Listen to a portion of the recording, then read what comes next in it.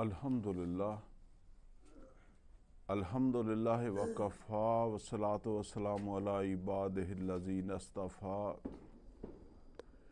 خصوصاً علی افضلہم وخاتم النبیین محمد الامین وعلی آلہ واصحابہ اجمعین. اعوذ باللہ من الشیطان الرجیم. بسم اللہ الرحمن الرحیم. وَلَقَدْ آتَيْنَا لُقْمَانَ الْحِكْمَةَ أَنِ اشْكُرْ لِلَّهِ وَمَنْ يَشْكُرْ فَإِنَّمَا يَشْكُرُ لِنَفْسِهِ وَمَنْ كَفَرَ فَإِنَّ اللَّهَ غَنِيٌّ حَمِيدٌ. وَإِذْ قَالَ لُقْمَانُ لِابْنِهِ وَهُوَ يَعِظُهُ يَا بُنَيَّ لَا تُشْرِكْ بِاللَّهِ ان الشرک لظلم عظیم. ووصینا الانسان بوالدیہ حملته امه وهنا على وهن وفصاله في عامين ان اشكر لي ولوالديك إلي المصير. وَإِن جَاهَدَاكَ عَلَىٰ أَن تُشْرِكَ بِي مَا لَيْسَ لَكَ بِهِ عِلْمٌ فَلَا تُطِعْهُمَا وَصَاحِبْهُمَا فِي الدُّنْيَا مَعْرُوفًا وَاتَّبِعْ سَبِيلَ مَنْ أَنَابَ إِلَيَّ ثُمَّ إِلَيَّ مَرْجِعُكُمْ فَأُنَبِّئُكُم بِمَا كُنتُمْ تَعْمَلُونَ. یا بنی انہا ان تک مثقال حبۃ من خردل فتکن فی صخرۃ او فی السماوات او فی الارض یأتی بها اللہ ان اللہ لطیف خبیر. یا بنی اقم الصلاۃ وامر بالمعروف وانہی عن المنکر واصبر علی ما اصابک ان ذالک من عزم الامور. ولا تصعر خدک للناس ولا تمشی فی الارض مرحا ان اللہ لا يحب كل مختال فخور. واقصد فی مشیک واغضض من صوتک ان انکر الاصوات لصوت الحمیر. صدق اللہ العلی العظیم. رب اشرح لی صدری ویسر لی امری واحلل عقدۃ من لسانی یفقہوا قولی. اللہم ارنا الحق حقا وارزقنا اتباعہ وارنا الباطل باطلا وارزقنا اجتنابہ. آمین یا رب العالمین. عزیز دوستو، سورہ لقمان کی آیت نمبر 12 سے لے کر جو ہے وہ 19 نمبر آیت تک آیات ہیں جو میں نے ابھی تلاوت کی ہیں. پچھلی مرتبہ بھی یہی آیات پڑھی گئی تھی اور انہی آیات کے حوالے سے گفتگو ہوئی تھی. آج یوں سمجھ لیں کہ اسی درس کا دوسرا حصہ جو ہے اس کا انشاءاللہ جو ہے وہ دوسرا حصہ جو ہے وہ آج بیان ہو رہا ہے. موضوع وہی ہے، یعنی حکمت کا حاصل. موضوع ہے حکمت کا حاصل، شکر اور عظیمت. یعنی اگر کسی انسان کو حکمت جیسی نعمت جو ہے وہ مل جائے تو اس انسان کے اندر وہ نعمت جو ہے اس کا اظہار کس طرح سے ہوتا ہے. پہلی چیز یہ ہے کہ وہ ناشکرہ نہیں ہوتا، وہ محسن کا شکر کرنے والا ہوتا ہے. دوسرے لفظوں میں جسے ہم کہتے ہیں احسان فراموش نہیں ہوتا. احسان ماننے والا ہوتا ہے۔ اور دوسری بات یہ ہے کہ اس کو معلوم ہوتا ہے کہ معروف کیا ہے، منکر کیا ہے، اور اس کو اس بات کا یقین ہوتا ہے کہ معروف کی ترقی اور منکرات کے خاتمے میں ہی جو ہے وہ فلاح ہے، یہ دنیا کی فلاح بھی اسی کے اندر ہے۔ اگرچہ قرآن کے اعتبار سے تو آخرت کی فلاح بھی ہے، لیکن دنیا کی فلاح بھی جو ہے وہ اسی میں ہے کہ معروف جو ہے وہ ترقی کرے اور منکرات جو ہے وہ ختم ہوں یا ان کا سد باب ہو۔ کیونکہ منکرات جو ہیں ان کا سد باب، ان کو روکنا، ان کے آگے بند باندھنا یہ مشکل کام ہے،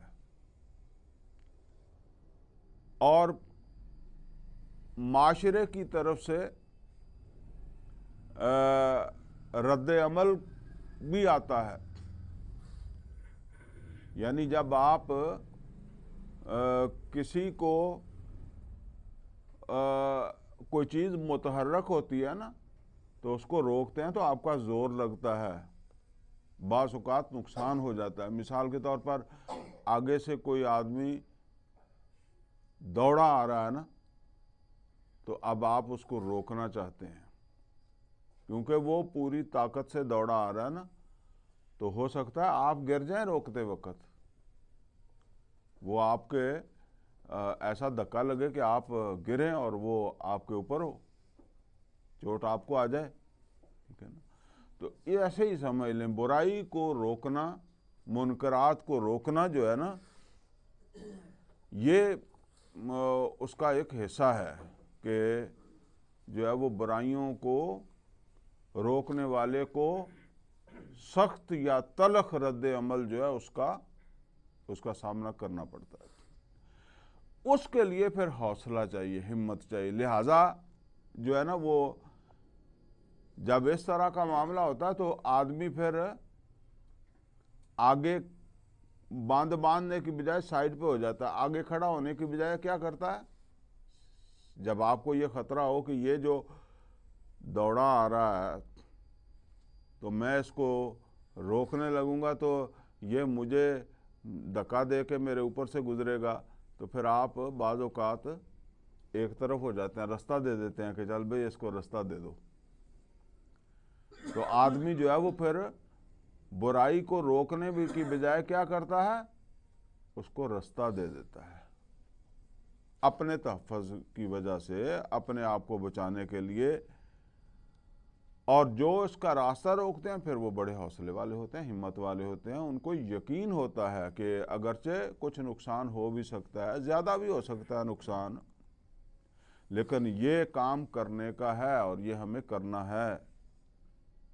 لہٰذا ان کے اندر یہ عزیمت، یہ عزم جو ہے ان کے اندر ہوتا ہے، اور وہ ایسی چیزوں کا مقابلہ کرتے ہیں، برائیوں کو راستہ نہیں دیتے پنپنے کے لیے، پھلنے پھولنے کے لیے۔ اچھا جی، یہ تو اس کے موضوع کے حوالے سے گفتگو ہو رہی تھی۔ پچھلی دفعہ ہم اس حوالے سے جو ہے وہ حکمت، فطرت جو ہے وہ ان چیزوں کے اوپر جو ہے وہ گفتگو کر چکے ہیں۔ آج جو ہے نا وہ ان آیات کو ہم انشاءاللہ جو ہے وہ پڑھیں گے، اور ایک سادہ ترجمہ اور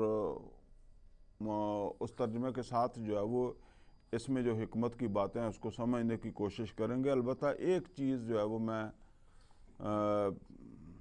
دہرا دوں کہ فطرت جو ہے وہ اللہ تعالیٰ نے ہر چیز کو ایک فطرت عطا کی ہے۔ اور انسان کی جو فطرت ہے وہ عین اسلام ہے. اسی لیے وہ ہم کہتے ہیں نا اسلام دین فطرت ہے. اس دین اسلام جو ہے یہ جو آدمی سے تقاضا کرتا ہے نا وہ فطرت کے مطابق ہی تقاضا کرتا ہے، اور اس میں جو احکامات دیے گئے ہیں وہ فطرت ہی کے مطابق ہیں.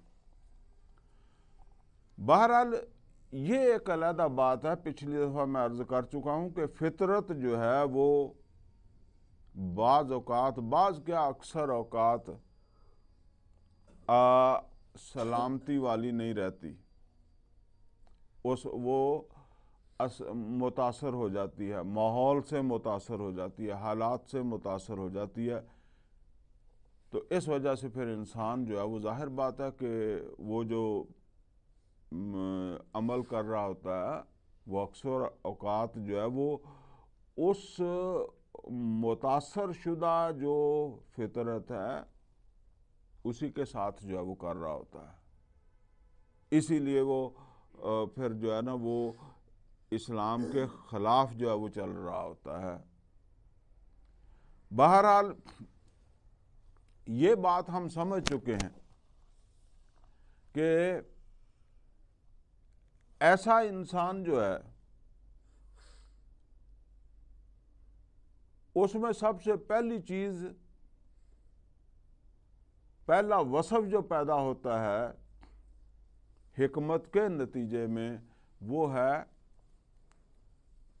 شکر، محسن کا شکر. اور ظاہر بات ہے کہ سب سے بڑا محسن جو ہے وہ اللہ رب العزت ہے. یہ محسن کے احسان کا شکر یہ بھی انسان کی فطرت ہے نا. دیکھیں انسان جو ہے وہ پیدائش کے بعد کس کو اپنا محسن سمجھتا ہے؟ جس کے ساتھ وہ اس کو سب سے زیادہ اس کی اٹیچمنٹ ہوتی ہے، جس پر وہ سب سے زیادہ اعتماد کرتا ہے وہ اس کی ماں ہے. اور یہ اس کے تجربے کے اندر یہ بات آتی ہے کہ یہ میری محسنہ ہے. اور اسی طریقے سے پھر آہستہ آہستہ اس کا تجربہ جو ہے اس کو بتاتا ہے کہ صرف ماں نہیں ہے، اس کے ساتھ باپ بھی ہے، بہن بھائی بھی ہیں، پھر دوسرے لوگ بھی ہیں. میں نے پچھلی مرتبہ عرض کیا تھا کہ جو ہے وہ پھر آہستہ آہستہ جب انسان اپنی عقل کو استعمال کرتا ہے، وہ عقل پختہ ہوتی ہے، تو پھر وہ زمین کو بھی محسنہ سمجھنے لگ جاتا ہے، دکان کو بھی محسنہ سمجھنے لگ جاتا ہے، نوکری کو بھی محسنہ سمجھنے لگ جاتا ہے.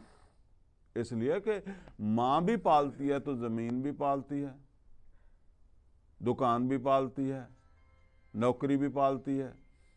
تو جہاں سے بھی اس کی پرورش ہو رہی ہے، وہ پال رہا ہے، اپنے بچے پال رہا ہے، تو وہ اس کی محسنہ بن جاتی ہے آہستہ آہستہ.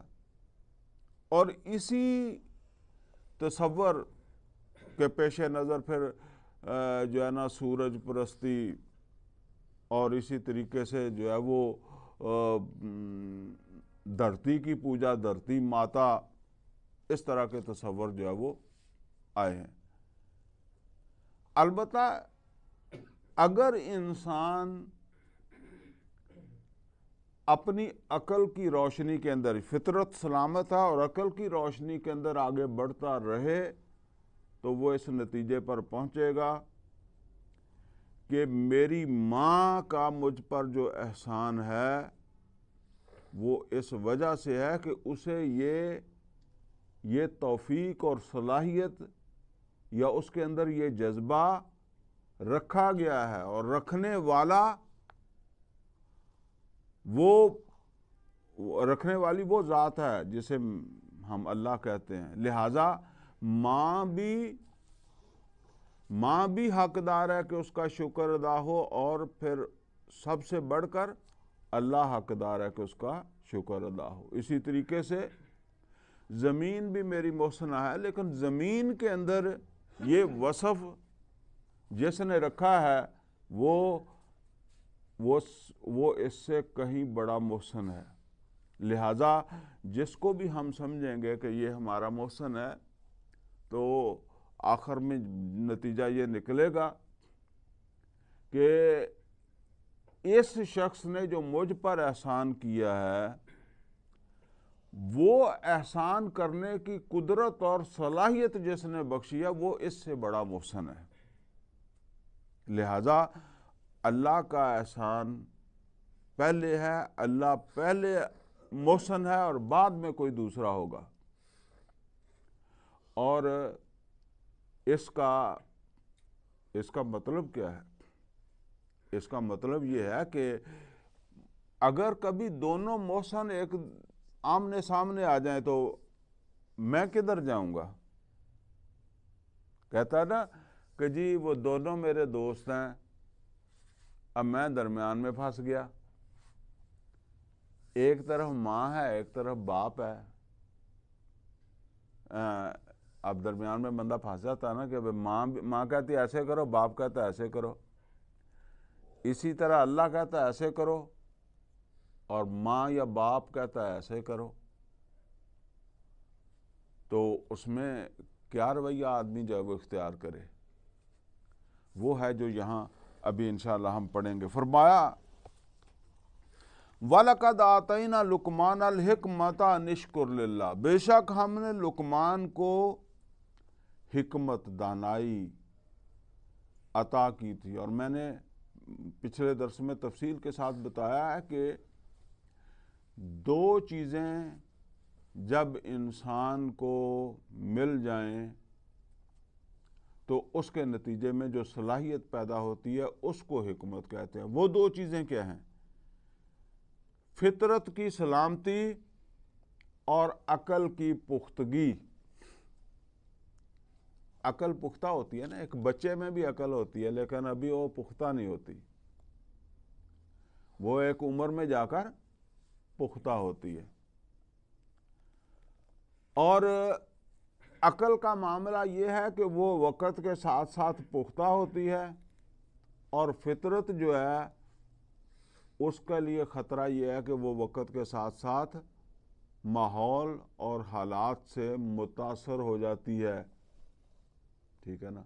لیکن یہ دونوں چیزیں اگر انسان کو میسر آ جائیں، فطرت کی سلامتی اور عقل کی پختگی، تو اب ایسا انسان جو ہے اس کے اندر جو صلاحیت پیدا ہوتی ہے اس کو حکمت کہتے ہیں. اور جس کو حکمت مل جائے اس کے بارے میں قرآن حکیم میں اللہ تعالیٰ نے فرمایا یؤتی الحکمۃ من یشاء ومن یؤت الحکمۃ فقد اوتی خیرا کثیرا. یہ خیر کثیر کیا ہے؟ کہ وہ اپنے محسن کو پہچاننے والا ہوگا اور محسن کا احسان ماننے والا ہوگا، شکر کرنے والا ہوگا، ناشکرا نہیں ہوگا. اور دوسری بات کہ وہ اس بات کو سمجھتا ہوگا کہ معروف جو ہے اس کو ترقی کرنی چاہیے، منکرات کا استئصال ہونا چاہیے. اور یہ چونکہ ایک کٹھن کام ہے، اس کے لیے حوصلہ چاہیے، تو یہ حوصلہ بھی اس کے اندر جو ہے وہ پیدا ہو جاتا ہے. وہ حوصلے والا ہوتا ہے، ہمت والا ہوتا ہے، مقابلہ کرنے والا ہوتا ہے، بھاگنے والا نہیں ہوتا. دوسرے لفظوں میں یہ سمجھ. تو فرمایا وَلَقَدْ آتَيْنَا لُقْمَانَ الْحِكْمَةَ أَنِ اشْكُرْ لِلَّهِ، ہم نے لقمان کو جو ہے وہ حکمت عطا کی تھی تاکہ وہ اللہ تعالیٰ کا شکر کرنے والا ہو. تو اس کا مطلب یہ ہے کہ جو واقعی حکیم انسان ہے یہ پھر خود بخود اس کا نتیجہ ہے کہ وہ پھر ناشکرا نہیں ہو سکتا. انشکر للہ، تاکہ وہ اللہ کا شکر کرنے والا ہو. اور یہ سارے پیغمبر جو ہیں نا ان کو اللہ تعالیٰ نے فطرت کی سلامتی، عقل کی پختگی عطا کی. یہ حکمت اللہ تعالیٰ نے ان کو جو ہے وہ عطا کی ہوئی ہوتی تھی. یہ صلاحیت پہلے سے ہوتی تھی، اور اوپر سے اللہ تعالیٰ پیغمبری بھی دے دیتا تھا، وہی بھی ان کو جو ہے وہ دیتا تھا. اور یہی وجہ ہے کہ ایک حکیم انسان جو ہے اس کی فطرت چونکہ اس کو یہ شناخت کرا دیتی ہے، اللہ کی معرفت اسے حاصل ہو جاتی ہے، لہٰذا وہ شرک نہیں کرتا. وہ خواہ ابراہیم علیہ السلام ہوں، محمد رسول اللہ صلی اللہ علیہ وسلم ہوں، ابو بکر صدیق رضی اللہ تعالیٰ عنہ، عثمان رضی اللہ تعالیٰ عنہ، اور اسی طریقے سے جو ہے وہ اور بھی لوگ جو ہے نا وہ ایسے مل سکتے ہیں، لیکن یہ ہوتے بہت کم ہیں. پچھلی دفعہ میں عرض کر چکا ہوں کہ یہ لاکھوں میں کوئی ایک آدھ آدمی ہوتا ہے، ورنہ فطرت جو ہے وہ سلامت نہیں رہتی. تو فرمایا کہ وَمَنْ يَشْكُرْ فَإِنَّمَا يَشْكُرُ لِنَفْسِهِ، جو کوئی شکر کرے گا وہ شکر کرے گا اپنے بھلے کو، اپنے فائدے کو. یعنی اس شکر کا فائدہ کس کو ملے گا؟ اس کی اپنی ذات کو. وَمَنْ كَفَرَ فَإِنَّ اللَّهَ غَنِيٌّ حَمِيدٌ، جو کفر کرے گا. کفر، اب یہ شکر کے مقابلے میں کفر ہے تو اس کا مطلب ہے ناشکری. جو ناشکری کرے گا، شکر نہیں کرے گا، تو پھر اللہ کا کیا جائے گا؟ فَإِنَّ اللَّهَ غَنِيٌّ حَمِيدٌ. اللہ تعالیٰ بے پرواہ ہے، اور اس کی کوئی تعریف کرے نہ کرے اس کو ضرورت نہیں ہے. ٹھیک ہے نا؟ جس طرح ایک چیز جو ہے نا، اب یہ روشنی ہے، بلب جل رہا ہے، تو ایک آدمی کہے نہیں جل رہا، نہیں جل رہا، تو کہتا رہے، اس کا کی فائدہ؟ ٹھیک ہے نا؟ سورج نکلا ہوا ہے تو کوئی کہے نہیں نکلا، نہیں نکلا. ابھی رات ہے، کوئی کہے رات نہیں ہے، تو اندھا ہوگا. ٹھیک ہے نا؟ وَإِذْ قَالَ لُقْمَانُ لِابْنِهِ وَهُوَ يَعِظُهُ يَا بُنَيَّ لَا تُشْرِكْ بِاللَّهِ. اب ایک حکیم انسان لقمان جو عرب کے اندر جو ہے وہ ایک ایسی شخصیت ہے جسے عرب لوگ جو ہے وہ بڑے احترام کی نظر سے دیکھتے تھے. یہاں نوٹ کر لیں، نبی صلی اللہ علیہ وسلم سے عرصہ پہلے یہ شخص جو ہے وہ گزرا ہے. یعنی نزدیک نہیں، عرصہ پہلے جو ہے وہ گزرا ہے. یہ کوئی پیغمبر نہیں تھا، اور چونکہ اس علاقے میں اسماعیل علیہ السلام کے بعد جو پیغمبر آئے ہیں وہ محمد رسول اللہ صلی اللہ علیہ وسلم ہی ہیں. اور اس طرح کسی پیغمبر کا امتی بھی نہیں تھا جس طرح آج ہم امتی کہتے ہیں نا، کہ اس پیغمبر کی تعلیمات کو پھیلا رہا ہو. کیونکہ اس کی جو اپنی تعلیمات ہیں نا، اس میں پیغمبر کا ذکر ہی نہیں ہے، ایمان بالرسالت کا ذکر ہی نہیں ہے. تو اس وجہ سے بھی، اور صحابہ کرام رضوان اللہ تعالیٰ علیہم اجمعین کی اکثریت اسی طرح مانتی ہے کہ نہ یہ پیغمبر تھا، نہ کسی پیغمبر کا امتی تھا. اگر کسی پیغمبر کا امتی ہوتا تو جب یہ اس طرح کی باتیں کر رہا ہے جو ابھی ہم پڑھیں گے، تو پھر ضرور وہ پیغمبر کا تعارف بھی کرواتا، یا کم از کم ایمان بالرسالت کی دعوت دیتا لوگوں کو. اس نے ایمان بالرسالت کی بات جو ہے وہ نہیں کی. تو کیونکہ ظاہر بات ہے کہ ایسا کہیں ہو سکتا ہے، پیغمبر نہیں آیا اور لوگوں نے دنیا کے اندر جو ہے وہ زندگی گزاری. ٹھیک ہے نا؟ تو بہرحال یہ حکمت تو وہ چیز ہے نا کہ جس کا تعلق وحی سے نہیں ہے، بلکہ یہ جو ہے نا وہ اللہ تعالیٰ نے انسان کو اس کی تخلیق کے ساتھ جو ہے وہ عطا کی ہے. تو فرمایا کہ ان الشرک لظلم عظیم، بے شک شرک جو ہے وہ بہت بڑا ظلم ہے۔ یہ نصیحت کی لقمان نے اپنے بیٹے کو۔ تو کہتے ہیں کہ یہ نصیحت اس وقت کی جس وقت لقمان جو تھا وہ قریب المرگ تھا، فوت ہونے کا وقت آیا نا۔ تو اسی میں یہ سبق بھی ہے کہ عقل والے، سمجھ والے، اولو الالباب وہ دنیا میں جب زندگی گزار کے جا رہے ہوتے ہیں تو اس وقت بھی ان کی فکر، سوچ و فکر جو ہے وہ کس طرح کی ہوتی ہے۔ اس وقت بھی وہ اپنی اولاد کے حوالے سے کن چیزوں، کون سی چیزیں جو ہے ان کی ترجیح ہوتی ہیں، کیونکہ ظاہر ہے اب آخری وقت ہے نا، تو جو چیزیں ترجیح ہیں انہی کا تذکرہ انسان جو ہے وہ کرے گا۔ تو دیکھیں اس کی ترجیح میں یہ بات ہے کہ میری اولاد، میرا بیٹا کبھی شرک نہ کرے، اللہ تعالیٰ کا شکر کرنے والا ہو، نہ شکری کرنے والا نہ ہو۔ اب آگے فرمایا وَوَصَّيْنَا الْإِنسَانَ بِوَالِدَيْهِ، اللہ تعالیٰ فرماتے ہیں کہ ہم نے تاکید کی انسان کو اس کے والدین کے بارے میں۔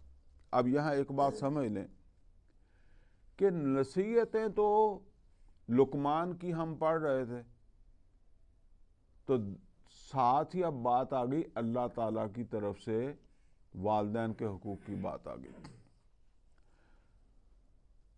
جو لقمان نے وصیتیں کی یا نصیحتیں کی تھی اپنے بیٹے کو، اس میں لقمان نے والدین کی بات نہیں کی تھی،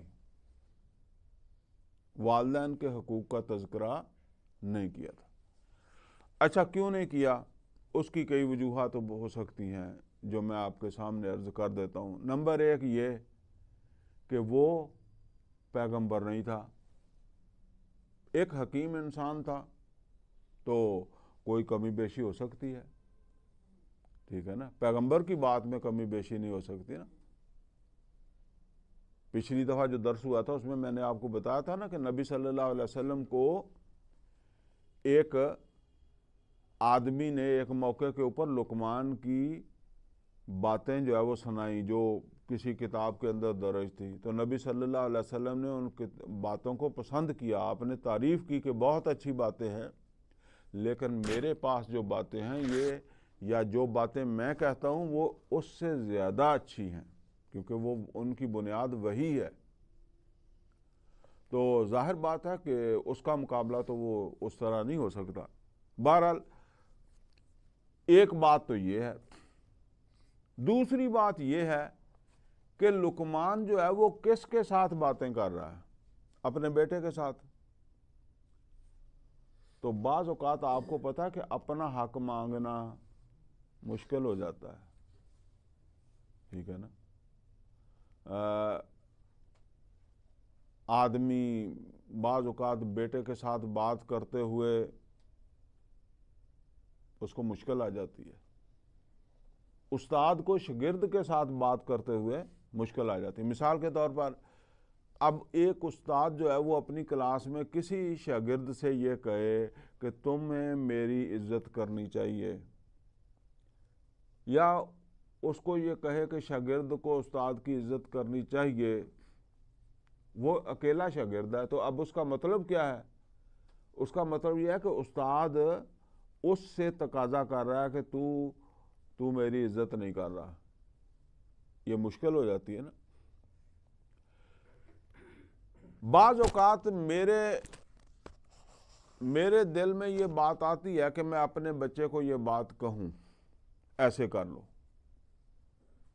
لیکن میں کہہ نہیں پاتا۔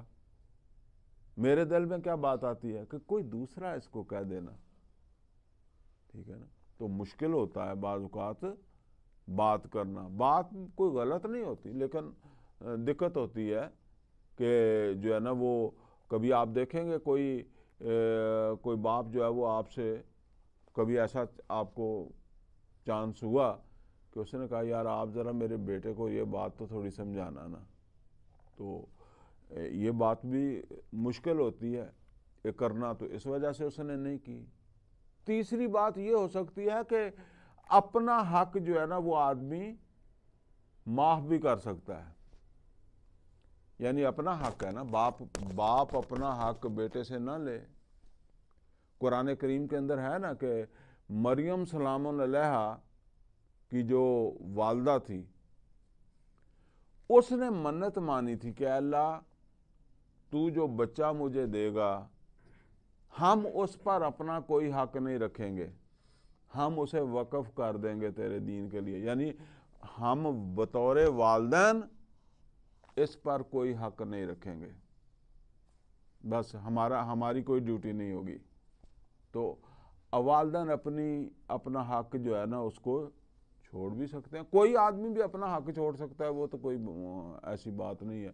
تو بہرحال اس نے والدین کا جو ہے نا وہ تذکرہ نہیں کیا، لیکن چونکہ اللہ تعالیٰ ان نصیحتوں کو قرآن میں لا رہا تھا تو اس میں جو کمی رہ گئی تھی اس کو اللہ تعالیٰ نے پورا کر دیا، لہٰذا یہ بات بھی یہاں جو ہے وہ بیان کر دی کہ لقمان نے نہیں کہی تھی لیکن ہم نے کہا ہے والدین کا بھی۔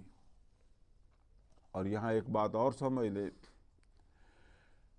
یہ نصیحتیں بیان ہو رہی ہیں اس پس منظر میں کہ مکہ میں نوجوان لڑکے بعض نوجوان جن کو ہم لڑکے کہتے ہیں وہ ایمان لا رہے تھے، صحابی بن رہے تھے، اور ان کے والدین ایمان نہیں لائے تھے۔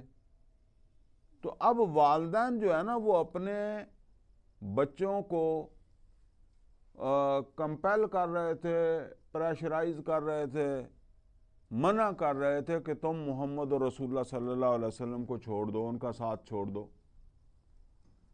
تو اس پس منظر میں اب مسئلہ یہ بن گیا تھا کہ والدین کی مانے، اللہ کی مانے، رسول کی مانے، کس کی مانے؟ ایک طرف والدین ہیں، ایک طرف اللہ ہے، اللہ کا رسول ہے۔ تو یہاں یہ بات بھی اللہ تعالیٰ نے بیان فرما دی کہ دیکھو تم اپنی بچوں کو اللہ کا حق دینے سے روک رہے ہو، جب محمد صلی اللہ علیہ وسلم کی طرف جانے سے روک رہے ہو تو پھر اللہ کا حق دینے سے روک رہے ہو، اور اللہ تعالیٰ جو ہے وہ تمہارے حق کا اہتمام کر رہا ہے، تمہارے حق کا تحفظ کر رہا ہے۔ لقمان نے نہیں کیا تھا لیکن اللہ تعالیٰ نے کر دیا۔ فرمایا وَوَصَّيْنَا الْإِنسَانَ بِوَالِدَيْهِ، اللہ تعالیٰ فرماتا ہے کہ ہم نے تاکید کی انسان کو اس کے والدین کے بارے میں۔ حَمَلَتْهُ أُمُّهُ وَهْنًا عَلَىٰ وَهْنٍ وَفِصَالُهُ فِي عَامَيْنِ، حمل کی صورت کے اندر جو ہے وہ اس کی ماں نے اس کو جو ہے وہ رکھا، تکلیف کے اوپر جو ہے وہ تکلیف برداشت کی، وَفِصَالُهُ فِي عَامَيْنِ، اور پھر 2 سال تک اس کو دودھ بھی پلایا، 2 سال جا کر پھر دودھ اس کا چھڑایا۔ انشکر لی ولوالدیک، لہٰذا میرا بھی شکر کرو اور اپنے والدین کا بھی شکر کرو۔ یعنی لقمان نے تو جو بات کی تھی نا وہ یہ کی تھی کہ اللہ کا شکر کرو، والدین کی بات نہیں کی تھی۔ تو اللہ تعالیٰ نے فرمایا کہ ہم نے تاکید کی ہے انسان کو کہ وہ ہمارا بھی شکر ادا کرے اور اپنے والدین کا بھی شکر ادا کرے، اور والدین نے جو اس کی جو ہے وہ اس کو جو حمل کی شکل میں والدہ نے رکھا، پھر والدین نے اس کی جو ہے وہ پرورش وغیرہ کی، تو اس کی طرف اشارہ یہاں کر دیا کہ 2 سال تک اس کو دودھ بھی پلایا۔ ظاہر ہے وہ تو دودھ کے بعد بھی جو ہے وہ انہی کے اوپر جو ہے وہ ڈیپینڈ کرتا تھا نا۔ لہٰذا اللہ نے کہا کہ میرا شکر بھی ادا کرو، اور جو نصیحت کی ہے لقمان نے بھی، اور والدین کا شکر بھی ادا کرو جس کی نصیحت اللہ تعالیٰ نے خود کر دی کہ اپنے والدین کا بھی شکر ادا کرو۔ الی المصیر، پھر تم میری طرف آ جاؤ گے۔ پھر تم میری طرف لوٹ آؤ گے۔ یعنی میری طرف لوٹ آنے کا مطلب یہ ہے کہ میں نے صرف اپنا حق نہیں دیکھنا، میں نے یہ بھی دیکھنا ہے کہ تم نے اپنے ماں باپ کے حقوق ادا کیے تھے یا نہیں کیے تھے، ٹھیک ہے نا۔ یعنی بات صرف اللہ کے حق پر، یہ میں نہیں کہہ رہا، مطلب اللہ تعالیٰ کے کہنے کا مطلب یہی ہے کہ بات صرف اس پر ختم نہیں ہو جائے گی کہ تم نے میرے حقوق ادا کر دیے، اس کے ساتھ یہ بھی ہے کہ تم نے اپنے والدین کے بھی حقوق ادا کیے ہیں کہ نہیں کیے۔ جب تم میری طرف لوٹ کر آؤ گے تب یہ دیکھوں گا کہ تم اب میرے پاس آئے ہو تو اپنے میرے حقوق ادا کر کے آئے ہو، اپنے والدین کے حقوق ادا کر کے آئے ہو یا نہیں ادا کر کے آئے۔ ویسے یہاں والدین کی بات ہے، لیکن یہ سمجھ لیں حقوق کسی کے بھی معاف نہیں ہیں، والدین ہوں، اولاد ہوں، بھائی بہن ہوں، ٹھیک ہے، اور ہمسائے ہوں، کسی کے بھی حقوق جو ہے وہ معاف نہیں ہیں۔ تو فرمایا کہ وَإِن جَاهَدَاكَ عَلَىٰ أَن تُشْرِكَ بِي مَا لَيْسَ لَكَ بِهِ عِلْمٌ فَلَا تُطِعْهُمَا،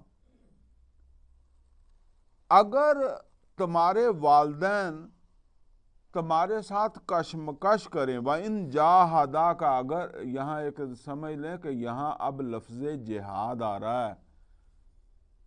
عام طور پر ہمارے ہاں لفظ جہاد جو ہے وہ جنگ کے معنی میں جو ہے نا وہ بولا اور سمجھا جاتا ہے، جبکہ جہاد جو ہے وہ جس طرح میں عرض کیا کرتا ہوں کہ جہاد تو مومن کی پوری زندگی میں ہونا چاہیے، لیکن جنگ پوری زندگی میں نہیں ہوتی۔ پیغمبر بھی کوئی ہر وقت جنگی تو نہیں لڑتے رہتے تھے، کم از کم 13 سال مکہ میں تو نبی صلی اللہ علیہ وسلم نے کوئی جنگ نہیں لڑی۔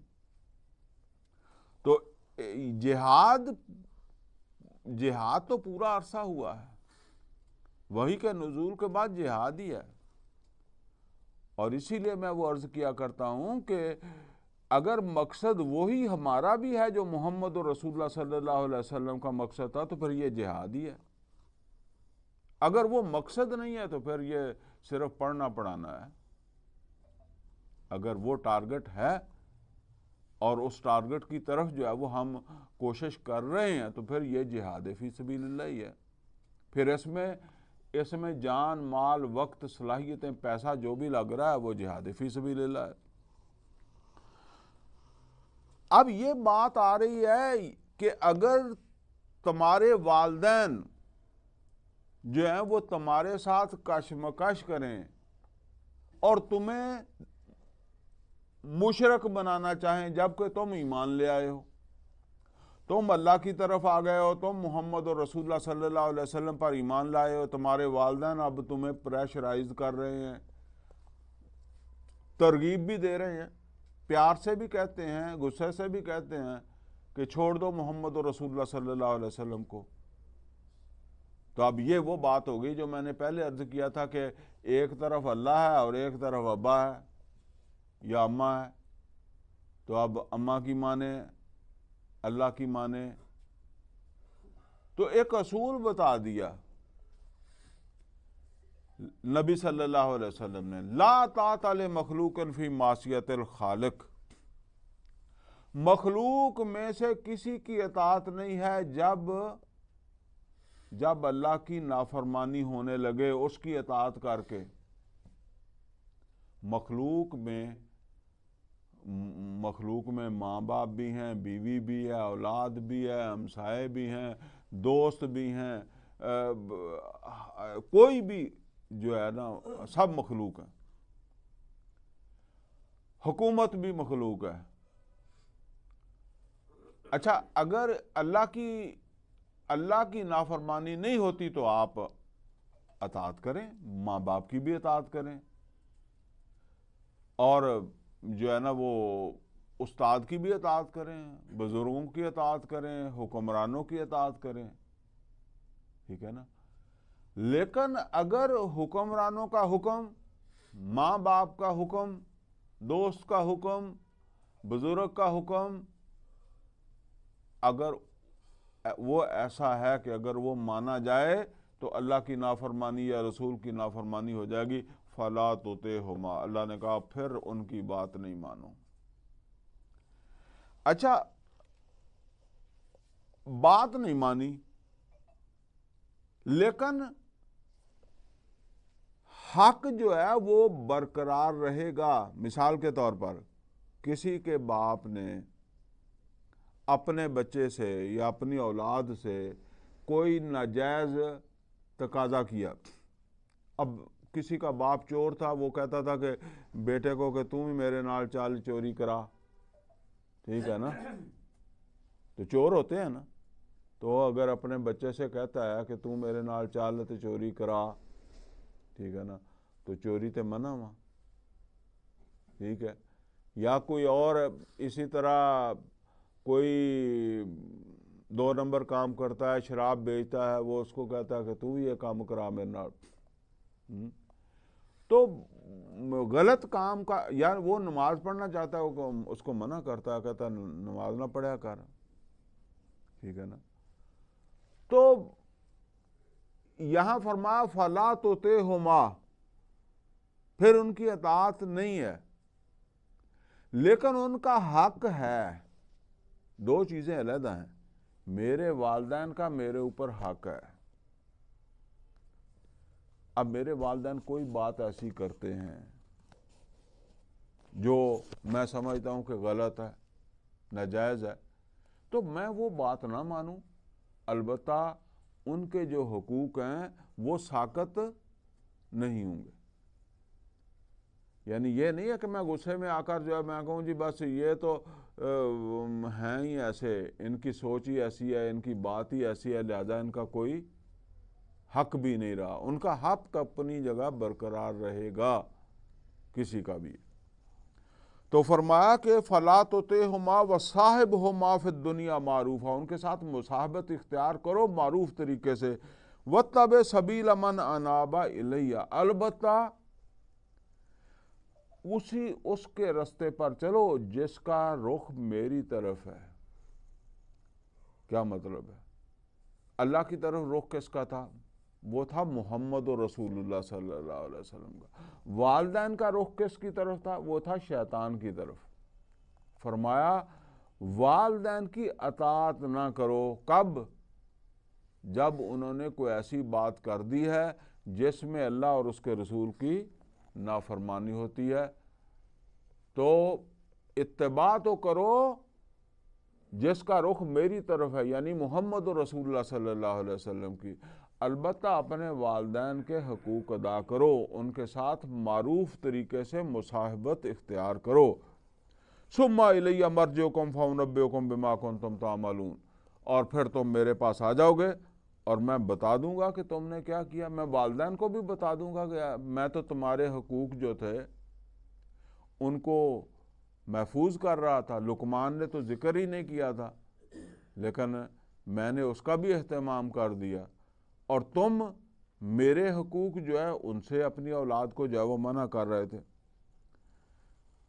اب پھر لقمان کی جو ہے وہ بات آ گئی ہے، لقمان کی نصیحت آ گئی۔ یا بنی انہا ان تک مثقال حبۃ من خردل، اے میرے بیٹے اگر ہوا کوئی عمل رائی کے دانے کے برابر، حبۃ من خردل، فَتَكُنْ فِي صَخْرَةٍ، اور وہ تو نے انجام دیا جا کر کسی جو ہے نا وہ چٹان کے اندر، او فی السماوات، یا آسمانوں کے اوپر چڑھ کر، او فی الارض، یا زمین کے اندر کہیں مورچہ لگا کر، یاتی بہ اللہ، اللہ وہ عمل تمہارے سامنے لے آئے گا۔ یعنی وہ اپنے بیٹے کو سمجھا رہا ہے کہ یہ بات میرے بچے سمجھ لے کہ جو تو نے کر لیا وہ ضائع ہونے والا نہیں ہے، بے شک وہ رائی کے دانے کے برابر ہی ہوا، اچھا ہوا یا برا ہوا۔ ہم تو ان چیزوں میں بھی بڑا حوصلہ پا جاتے ہیں نا کہ جی صغیرہ کی خیر ہے اور کبیرہ کا زیادہ بڑا ڈر ہے۔ قرآن کریم کے اندر فرمایا کہ انسان اس وقت جو ہے وہ روئے گا جب اس کے سامنے اس کا اعمال نامہ آئے گا جس میں صغیرہ کبیرہ سب ہوں گے۔ کیا کہے گا؟ اس وقت کہے گا ما لہذا الکتاب، یہ کیسا اعمال نامہ ہے، لا یغادر صغیرۃ ولا کبیرۃ الا احصاھا، جس میں نہ کوئی صغیرہ اور نہ کوئی کبیرہ، کسی کو نہیں چھوڑا، سب کا احاطہ کر دیا گیا۔ اسی طریقے سے فرمایا من یعمل مثقال ذرۃ خیرا یرہ فمن یعمل مثقال ذرۃ شرا یراہ، جس نے ذرہ برابر کوئی خیر کا کام کیا وہ بھی وہ دیکھے گا، وہ وہاں لے آیا جائے گا نا، اور جو شر کمایا وہ بھی آ جائے گا۔ وہ بات ہے جو یہ کہہ رہا ہے، وہ لقمان اپنے بیٹے سے کہہ رہا ہے کہ تو نے کتنا کسی جگہ کوئی عمل کیا، کسی پہاڑ کی کھو میں جا کر کیا، آسمانوں پر چڑھ کر کیا، جہاز اڑتے ہیں ان کے اندر برائیاں ہو سکتی ہیں، زمین کی تہ پانی کے اندر جو ہے وہ آب دوزوں کے اندر جو ہے وہ کچھ بھی ہو سکتا ہے، پانی کے نیچے کچھ ہو سکتا ہے، یاتی بہلا، کوئی عمل تو نے کیا اور وہ رائی کے دانے کے برابر بھی ہوا، یاتی بہلا، اللہ اس کو لے آئے گا تمہارے جیسے کہتا ہے تلی پر رکھ دے گا کہ یہ تو نے کیا تھا۔ ان اللہ لطیف خبیر، اللہ تعالی بڑی باریک باریک باتوں کی بھی خبر رکھتا ہے، اس کا بھی حساب رکھتا ہے، اس کو بھی ضائع نہیں ہونے دیتا۔ یہ لطیف کیا ہوتا ہے؟ یعنی جسے ہم عام طور پر کہتے ہیں کہ جو محسوس بھی نہ ہو، یعنی ایک چیز ہوتی ہے نا محسوس ہوتی ہے، محسوس بھی نہیں ہوتی، وہ ہے لطیف۔ یا بنی اقم الصلاۃ، اے میرے بیٹے نماز قائم رکھنا۔ اچھا یہاں یہ سمجھ لیں، کیونکہ میں نے پہلے بتایا کہ یہ ہماری نماز نہیں ہے، جو محمد رسول اللہ صلی اللہ علیہ وسلم کے اس نماز کی بات نہیں ہو رہی، کیونکہ نبی صلی اللہ علیہ وسلم کی تو پیدائش سے سینکڑوں سال پرانا جو ہے وہ واقعہ ہے، اور نبی صلی اللہ علیہ وسلم کے زمانے میں بھی مکے کے لوگوں کا کوئی عمل ہے جس کو قرآن میں صلاۃ کہا گیا۔ سورہ انفال کے اندر آیا ما کان صلاتہم عند البیت الا مکاء و تصدیہ، ان کی صلاۃ کچھ نہیں ہے اس گھر میں آ کر سیٹیاں بجانا اور تالیاں بجانا۔ یہ سورہ انفال کے اندر مکے والوں کی کہ ایک عمل کو صلاۃ کہا ہے۔ تو بہرحال ایک تو یہ سمجھ لیں کہ اس زمین کے اوپر انسانوں کا آغاز ہی پیغمبر کے ساتھ ہوا ہے، تو کوئی عمل جو ہے وہ پیغمبروں کا بتایا ہوا بھی آ جانا کوئی اس میں کوئی ایسی بات تو نہیں ہے۔ بہرحال ایک عمل ہے صلاۃ، اس وقت وہ کیا اس کا مفہوم تھا لقمان کے پیش نظر، وہ صرف اپنے مالک، کیونکہ مالک کی پہچان ہو جاتی ہے نا، تو مالک سے اپنے تعلق کو مضبوط رکھنے کا ایک ذریعہ صلاۃ ہے۔ اللہ سے اپنے تعلق کو، یعنی اگر ہم چاہیں کہ ہمارا تعلق اللہ سے مضبوط ہو جائے تو اس تعلق کو مضبوط کرنے کا ایک مؤثر جو ذریعہ ہے وہ کیا ہے؟ نماز ہے۔ تو بہرحال یہ نماز تو امت محمد کی ہے، وہ لقمان نے بہت پہلے کہا، اور ہو سکتا ہے اس کا مفہوم یہی ہو کہ بس اپنا تعلق مالک کے ساتھ مضبوط رکھنا ہے، یا کس طرح رکھنا ہے واللہ عالم۔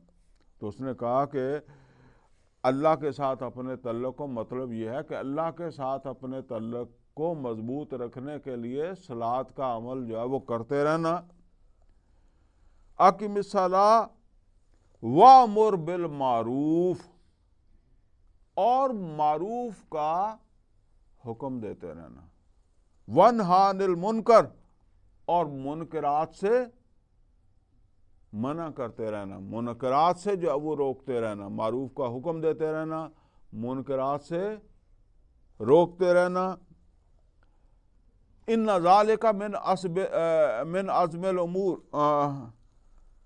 یا بنی اقم الصلاۃ وامر بالمعروف وانہا عن المنکر واصبر علی ما اصابک، معروف کا حکم دیتے رہنا، منکرات سے روکتے رہنا، اور صبر کرنا جو بھی تجھے بھگتنا پڑے منکرات کو روکتے وقت۔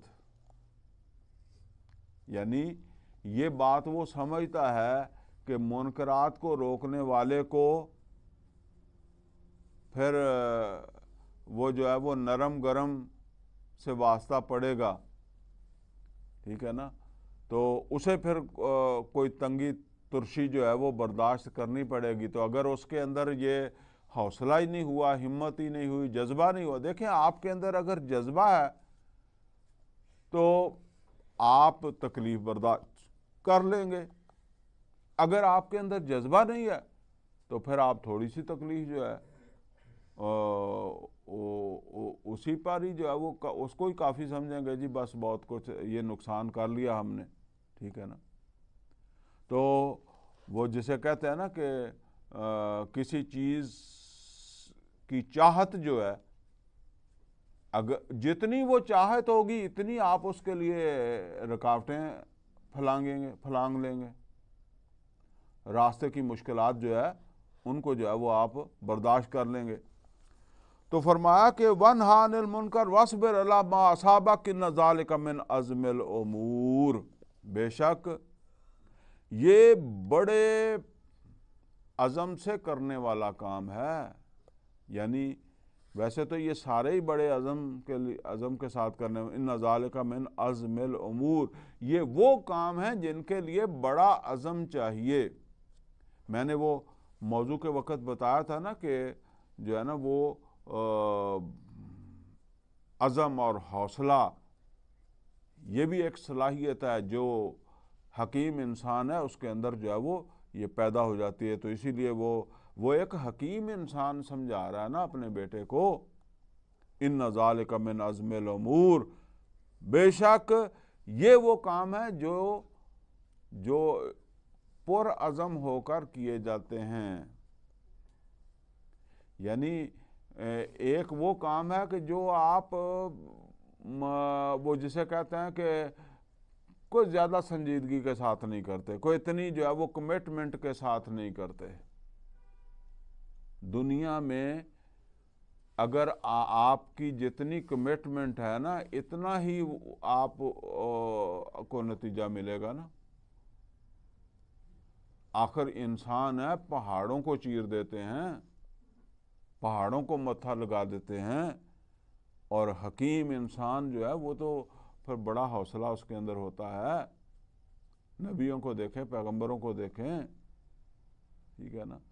تو جو ہے نا وہ پھر یہ جتنی آپ کی کمٹمنٹ ہے اتنا ہی آپ پھر اس کے لیے جو ہے وہ مشکلات برداشت کریں گے۔ تو اس نے کہا کہ ان ذالک من عزم الامور، بے شک یہ وہ کام ہے جو پر عزم ہو کر کیا جاتا ہے، تھوڑے دل کے ساتھ، ٹوٹے پھوٹے دل کے ساتھ نہیں، یا طبیعت آمادہ ہی نہیں ہو رہی کرنے کو، ٹھیک ہے نا، کام کرنے کو دل ہی نہیں کرتا، پھر بہرحال کوئی دو چار ہاتھ ادھر ادھر مار دیے، ٹھیک ہے نا۔ تو اس کے لیے بڑا عزم چاہیے، بڑا حوصلہ چاہیے۔ بس اب ختم ہی ہونے والا ہے درس تو آگے فرمایا وَلَا تُسَائِرْ خَدَّكَ لِلنَّاسِ وَلَا تَمْشِ فِي الْأَرْضِ مَرَحًا، اور دیکھو اپنے گال جو ہے وہ پھلا کر لوگوں کے ساتھ بات نہ کرو، جس کو ہماری زبان میں کہہ دیتے ہیں منہ سجا کے گل کرنا۔ یعنی ایک وہ چیز ہے نا کہ آپ بڑے جو ہے نا وہ اپنائیت کے ساتھ بات کر رہے ہیں، کسی کے ساتھ. اور ایک یہ ہے کہ جو ہے نا وہ اپنی اکڑ کے اندر جو ہے وہ بندہ کسی کو کچھ سمجھتا نہیں ہے یا کسی کو کمتر سمجھتا ہے تو وہ اپنے بیٹے کو نصیحت کر رہا ہے وَلَا تُسَائِرْ خَدَّكَ لِلنَّاسِ وَلَا تَمْشِي فِي الْأَرْضِ مَرَحًا. اے بیٹے اپنے گال پھیلا کر جو ہے وہ لوگوں سے جو ہے وہ بات نہ کرنا یا بات نہ کیا کر. وَلَا تَمْشِي فِي الْأَرْضِ مَرَحًا، اور زمین کے اوپر جو ہے وہ اتراتے ہوئے اکڑتے ہوئے نہ چلنا. قرآن کریم کے اندر ایک مقام کے اوپر اللہ تعالیٰ نے فرمایا کہ دیکھو وَلَا تَمْشِي فِي الْأَرْضِ مَرَحًا إِنَّكَ لَن تَخْرِقَ الْأَرْضَ وَلَن تَبْلُغَ الْجِبَالَ طُولًا. اکڑ کر نہ چلو، فخر سے نہ چلو. تم پہاڑوں کو نہیں چیر سکتے اور تم زمین کو نہیں چیر سکتے. تم پہاڑوں جتنے اونچے نہیں ہو سکتے. جتنا مرضی آکڑ کے چل، پہاڑ جڑا اونچا نہیں ہو سکتا. تیرے تو اونچیاں بھی چیزاں اللہ نے بنائی ہیں. فرمایا وَلَا تَمْشِي فِي الْأَرْضِ مَرَحًا إِنَّ اللَّهَ لَا يُحِبُّ كُلَّ مُخْتَالٍ فَخُورٍ. اور بے شک اللہ تعالیٰ جو ہے وہ محبت نہیں کرتا جو بھی فخر کرنے والا ہو، شیخی خورا، غرور کے اندر مبتلا ہونے والا، فخر کے اندر جو وہ مبتلا ہونے والا، اللہ تعالیٰ اس سے محبت نہیں کرتا. یعنی اپنے اندر یہ تکبر، فخر، غرور، اس کو جو ہے وہ اپنے اندر سے ختم کرو. وَاقْصِدْ فِي مَشْيِكَ وَاغْضُضْ مِنْ صَوْتِكَ، اور زمین پر میانہ چال چلو. اصل میں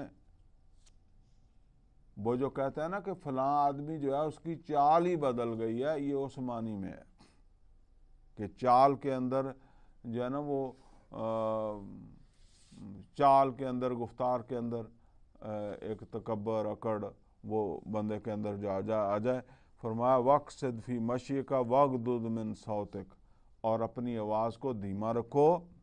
إِنَّ أَنْكَرَ الْأَصْوَاتِ لَصَوْتُ الْحَمِيرِ، بے شک سب سے زیادہ ناپسندیدہ آواز گدھے کی آواز ہے. کیا مطلب ہے؟ مطلب یہ ہے کہ اگر اونچی آواز کے اندر جو ہے وہ کوئی کمال ہوتا تو پھر تو گدھے کی آواز کے اندر جو ہے وہ کمال ہوتا. اس لیے کہ اس کی آواز تو جو ہے وہ سب سے زیادہ جو ہے وہ اونچی ہوتی ہے. وہ تو پورے شہر کو جو ہے وہ سنائی دے دیتی ہے نا.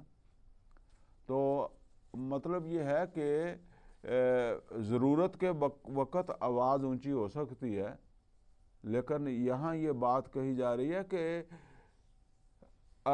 کسی آدمی کو انڈر پریشر کرنے کے لیے، اس کے اوپر جو ہے وہ اپنے روب جھاڑنے کے لیے ایسا انداز، ایسی گفتگو جو ہے، اور اس میں لازمی بات یہ ہے کہ اس میں پھر بلندی بھی آ جاتی ہے. وہ پھر زور سے بھی آدمی جو ہے وہ بولتا ہے. تو فرمایا کہ زور سے بولنا کوئی کمال نہیں ہے. اگر اونچی آواز جو ہے یہ کوئی کمال ہوتی تو پھر سب سے بڑا کمال تو گدھے کا ہوتا. إِنَّ أَنْكَرَ الْأَصْوَاتِ لَصَوْتُ الْحَمِيرِ. تو ویسے بھی یہ نصیحت جو ہے نا، چونکہ پیچھے ہم پڑھ چکے ہیں معروف کو عام کرنا ہے نا، منکرات کا خاتمہ، معروف جو ہے اس کی ترقی.